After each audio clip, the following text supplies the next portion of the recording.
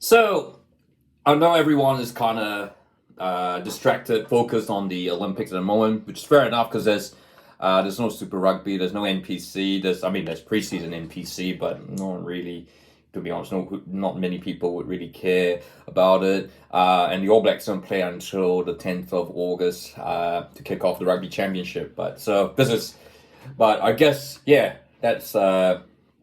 That we're not obviously with the Olympics being in Paris, there's plenty of time to go over things, and so I guess it's the one, of course, looking back on the Rugby Championship squad that's Scott Robertson named. Of course, there were a couple of big names to be left out and to return. Of course, I talked about Will Jordan, Sam Cane returning, and of course the other big talking point was that Finlay Christie, after being named in the first All Blacks squad to play England and Fiji, has missed out completely. And look, I guess it's quite clear it's not injury, and the official thing is that there is factors. Noah Hotham has forced his way into into the spotlight of the All Blacks coaches, and I guess look, today I just kind of want to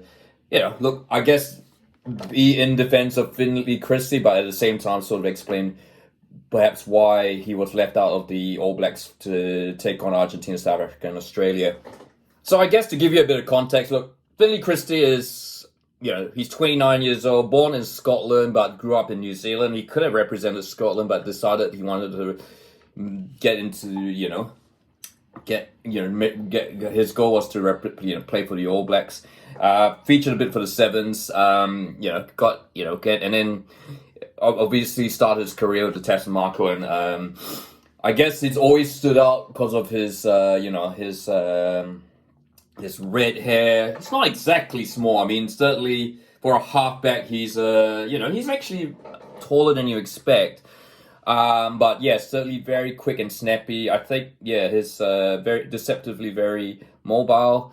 And early on for Tasman in the NPC, he showed that he was able to be mobile. Couldn't get into the Crusaders, so had to try his luck elsewhere. He was played for the Chiefs, then the Hurricanes, and then finally found his place, at the Blues.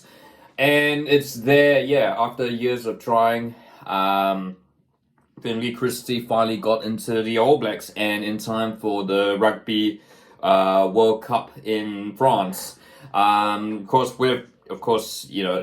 He was always going to be the third choice halfback with behind Aaron Smith and I guess TJ Perenara initially, but TJ Perenara got injured, so that kind of elevated Finlay Christie up. But Aaron Smith was always going to be the halfback to start for the All Blacks, and Christie was only going to be back up, so there was not really any realistic chance of Christie backing up.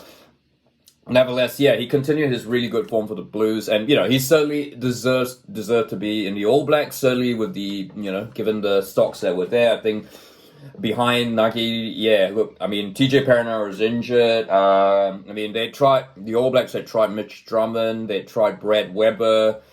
For some reason, I guess Brad Weber may have had a case that he could have been ahead of Finlay Christie, but for some reason the selectors decided otherwise. The coach and of course now Brad Weber's gone overseas. He was certainly more consistent, like Falau Fakatava, and of course I guess Cam Roygaard was a bit of a surprise bolter, and ultimately would overtake Finlay Christie at the Rugby World Cup. Of course, Noah Hotham and Cortez Ratimer was still kind of, still not quite ready for the step up. Coming into 2024 new coaching regime, Scott Robertson's, now the All Blacks head coach. Aaron Smith's gone now, so obviously the race to be the number 9 for the All Blacks has opened up. And you'd think, this is logically Finlay Christie would have thought this is his chance to, he would have thought he had a really good shot of being the first choice halfback. He had the most experience. TJ Paranara, of course, was coming back from injury. And yeah, look, I mean, yeah, there was a battle. It was going to be Ratimer, Fakatava, Hotham, for the third. I mean, Hotham wasn't even really mentioned until, of course, we had that injury with TJ Paranara. And so, yeah, Blues, of course, the Blues won the Super Rugby title. And, Christie was a part of that team. And so naturally, yeah, the stocks were pretty high for Finley Christie. But I guess, look, this is a shame with rugby. Unlike, I know hopefully rugby will catch up to football in terms of throwing on the stats, because certainly unless you're a pro, it's very hard to get stats. And it would have been interesting to see, the stats around clean breaks and all that. I know Super Rugby does have some stats, but they're really basic and you can't even filter per player. But it certainly would have been interesting to compare like Finley Christie to Cordes Ratimer to Cam Roygaard in the first few games, TJ Paranara, etc.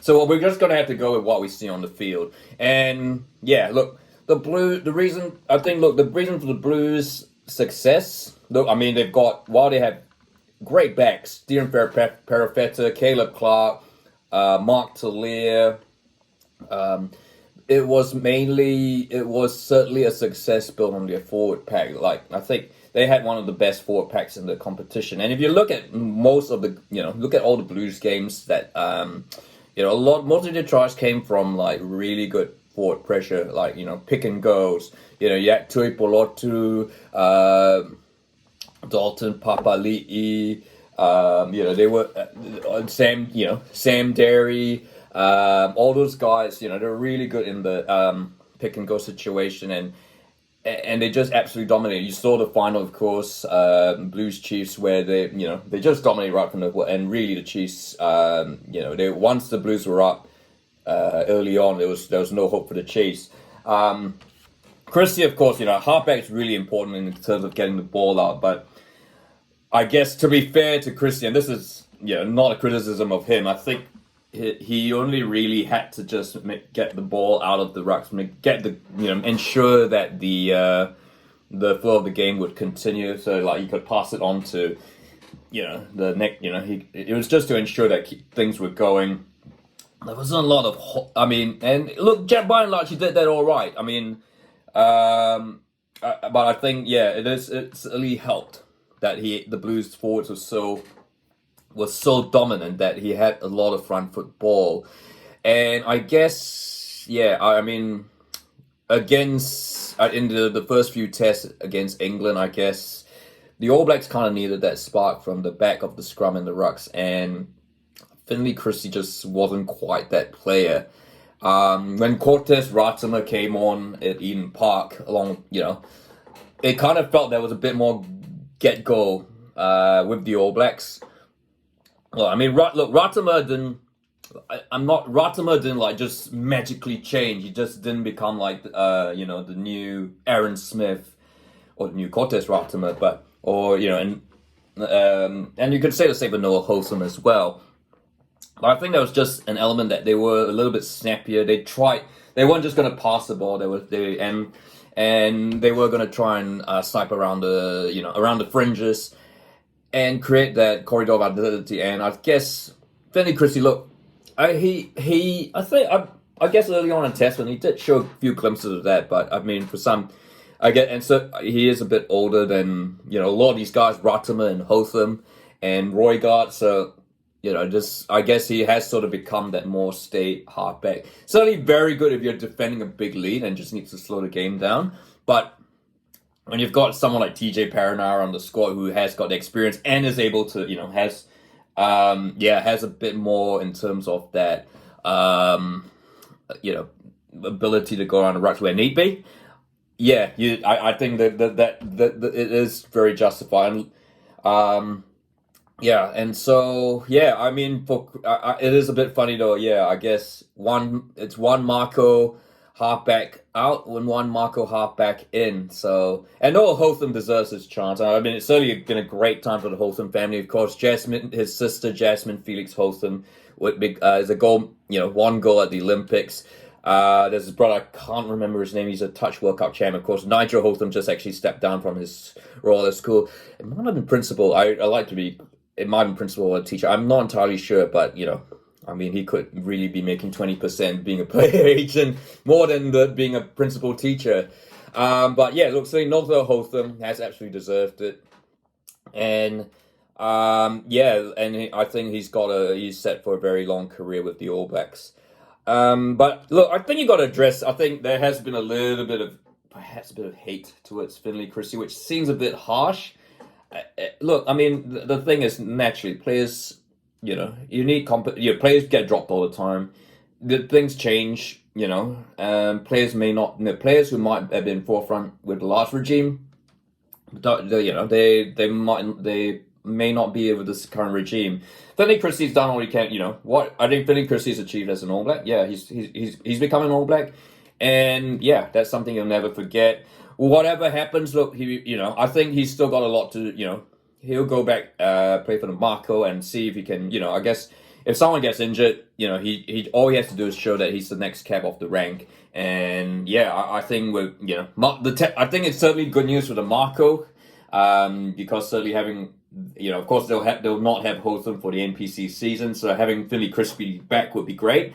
And yeah, that is his chance to show, that he's still got a future with the All Blacks. I think particularly with the news that TJ Parra is set to depart for Japan at the end of the season. So yeah, so what are your thoughts? Was it harsh to drop Finley Christie, or was it about right?